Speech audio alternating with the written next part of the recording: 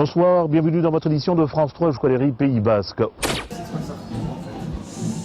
France 3, on a appris à la fin du mois d'août, juste après les vacances, que la direction du pôle sud-ouest, qui va en gros de La Rochelle à Perpignan, en passant par Brive, Cahors et Montpellier, avait décidé de fermer pendant 3 semaines toutes ses éditions locales.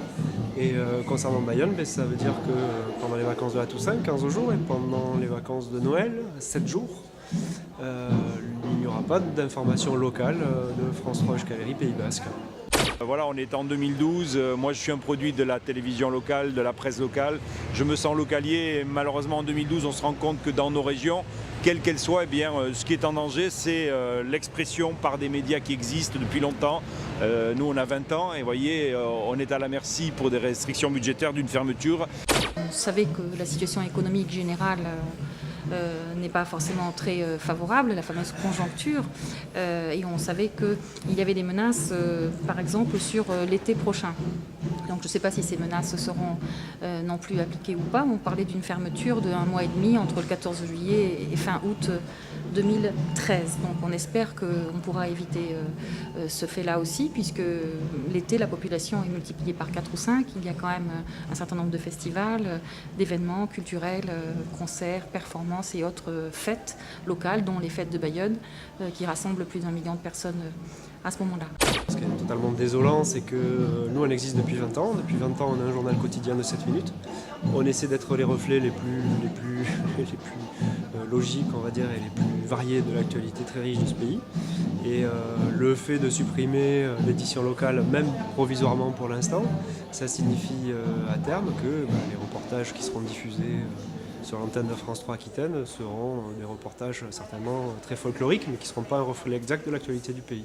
Ça ne sera pas un écran noir, puisque donc il y aura une seule équipe qui continuera à travailler pour le journal régional de Bordeaux, mais il n'y aura plus d'édition locale. Ça veut dire que la mission de service public sera différente, puisque nous serons amenés à travailler pour un journal régional avec donc un public différent. Les sujets en langue basque ne pourront plus être dans ce cadre-là, donc ce ne sera plus que des sujets en français et il n'y aura plus qu'un seul sujet par jour. On ne pourra plus mailler notre territoire comme nous le faisions jusque-là depuis 20 ans, c'est-à-dire donc une information locale de proximité qui pouvait être économique, politique, agricole, culturelle ou transfrontalière. Ce qui est très choquant dans cette manière de faire, c'est qu'en fait on parle de service public. Pour l'instant, ce ne sont pas nos emplois qui sont menacés, ce ne sont pas nos salaires. Pour l'instant, on n'a pas de souci de cet ordre-là. Ce qui est aberrant, c'est que nous sommes payés à 70% de la redevance, du montant que paient les gens dans la redevance va pour financer l'audiovisuel public et le service n'est pas égal. Le service pour un Aquitain ne sera pas le même que pour quelqu'un en Alsace, puisqu'en Alsace, on ne ferme pas les éditions locales. En 2012, se poser la question de savoir quelle est la place de la télévision locale, qu'elle soit privée ou publique, et se rendre compte qu'elle est à la merci soit d'un modèle économique qu'elle n'a pas trouvé, soit de problèmes budgétaires comme on le vit en ce moment à France Télévisions. Bon voilà, c'est malheureux. Moi je souhaite que les élus et même notre société se penchent un peu sur le droit d'expression à la télévision dans les régions, quelles qu'elles soient, ici ou ailleurs. L'actualité ne peut pas être en vacances, comme on a l'habitude de dire, c'est-à-dire qu'on ne peut pas continuer à travailler et à ne pas travailler pendant les vacances scolaires. L'actualité, elle demeure chaque jour de l'année. Et si on commence à ne plus travailler pendant des périodes scolaires, on fera réellement plus de l'actualité, on va aller plus vers un travail qui sera beaucoup plus de type magazine. C'est quand même complètement aberrant de priver ce pays de ses actualités. Il n'y a plus de journal. Si nous on disparaît, il n'y a plus de journal local en télévision. Voilà, quelle télévision locale en 2012 dans un pays dit très développé, 7 minutes tous les soirs à Bayonne, quelques minutes par-ci par-là, chez nos collègues de la télévision basque ou des médias privés, voilà, c'est ça. Ce qui intéressera la rédaction en chef de Bordeaux, ça sera la une du journal Sud-Ouest. Ce que nous on essaie de faire, on essaie d'éviter le plus souvent possible.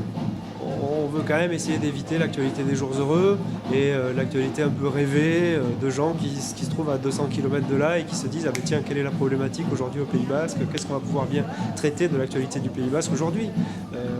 A priori, on est quand même, nous, au plus proche du terrain, les mieux placés pour savoir qu'est-ce qu'est l'actualité au quotidien. On espère que cette mobilisation, tant donc de la presse, des élus et des citoyens, des associations, va faire modifier cette décision. Moi, je suis très impressionné par la mobilisation autour de France 3 Eskualerri Pays Basque. Je crois que je peux dire que c'est l'endroit de France où il y a eu le plus de remontées, en tout cas d'inquiétudes exprimées par la société civile et évidemment par les élus, hommes politiques et autres associations. Les gens l'ont bien compris, ça veut dire que du jour au lendemain, nous ne passerons plus à la télé. Parce que qu'est-ce qui va passer à la télé de service public au Pays Basque? Franchement, je pense que, je sais pas, les 9/10 de tous les gens qu'on voit au reportage ne passeront plus du tout sur l'antenne de France 3 Aquitaine, c'est évident. Donc les responsables associatifs, donc les associations, tous les reportages culturels, tous les reportages sportifs que l'on fait, c'est terminé, c'est clair. Ne passeront à la télé Aquitaine que les événements marquants, et une fois de plus, les événements marquants, j'ai peur que ça soit plutôt les accidents de la route, les problèmes de bouchons et de péages bloqués, et les mimosas en fleurs. Ce ne sont pas nos postes réellement qui sont aujourd'hui en danger, c'est plus un journal, un média qui s'en va.